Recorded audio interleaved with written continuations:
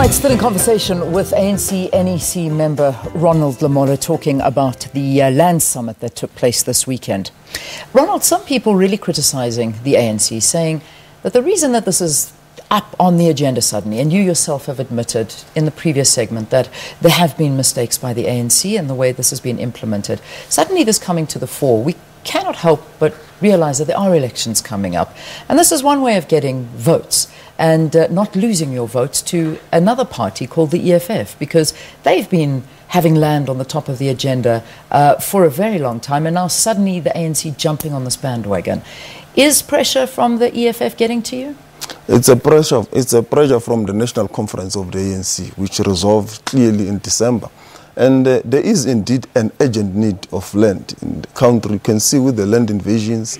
And when we speak on the redistribution bill, which will also unlock some of the urban land and so forth, we were aimed to address such kind of issues. It's not about the elections, it's to respond to the urgent needs, because we are a governing party. We cannot suspend our responsibility because there are elections. We have to continue to serve the nation and do our job until the last day of the election. So this is informed by, and that's why we had to even go to a workshop. It's scientific, it's proven, there is a need.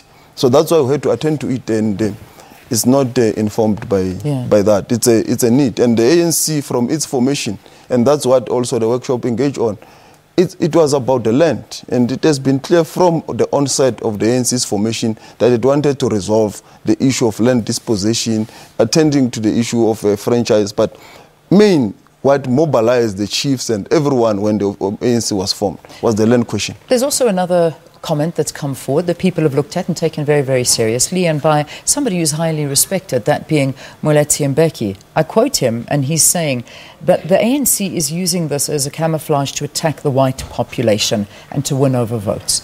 What do you have to say about this? Is this a way of attacking white South Africans? I think it's a misplaced statement, because we're not attacking anyone. We're saying the land must be shared amongst those who work it and amongst those who need it.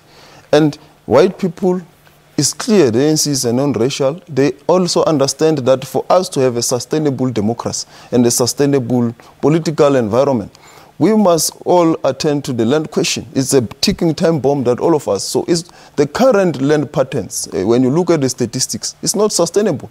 The land in its majority is in the hands of white people, almost 80% of it. So it's not an attack to white people. It's a process that has to be attended to by everyone in society. And that's 80% why it is. 80% of land is in the hand of white people? Yeah, almost. I think the statistics that is in the trust, so the trust, most of them are owned by How much does government own of this land? Government, I think, is about 15%. 15%, and whites own 80% of the land in South Africa. Almost. Well, we'll have to look at this, because the statistics are almost there. I don't have them here, but almost. Okay, we'll have to quiz you on those statistics. But my next question to you is just in terms of clarity on this, because we're already seeing violence coming. We're already seeing people going onto land, selling it for 50 rand. The violence is happening. People are panicking. There's investors that are panicking. There are farmers that are panicking. There are people that own land and houses in urban areas who have been told that they're not immune to us, are panicking. Where is the clarity coming? When are we going to understand what this actually means? Yeah, I think those that are panicking, that you are referring to, need to come to the party, because you can't, when you are panicking, go to America and say that there is like what the Afro Forum is doing. We all need to come to the party, engage, sit down, and that's why the constitutional review process and the engagements that are currently happening. The ANC says these things should be done in a constitutional manner, and it should be done legally through the rule of law. And that's why we're speaking about bills. We're speaking about, it's not some anarchy or a democracy process. It's a process that all South Africans must be engaged in, both white and black, colored, Indian, everyone. It's a call to a national discussion by everyone. How do we resolve the real need of the African majority who needs the land? So they must view it from that context and come to the party. There are those that in the past have said they're even willing to volunteer some of their... They must come to the party and volunteer some of the packets. This country was built... We went through CODESA because of negotiations and discussions. We can go through this process in the same manner. Yeah, but you have to concede that there is a lot of confusion out there.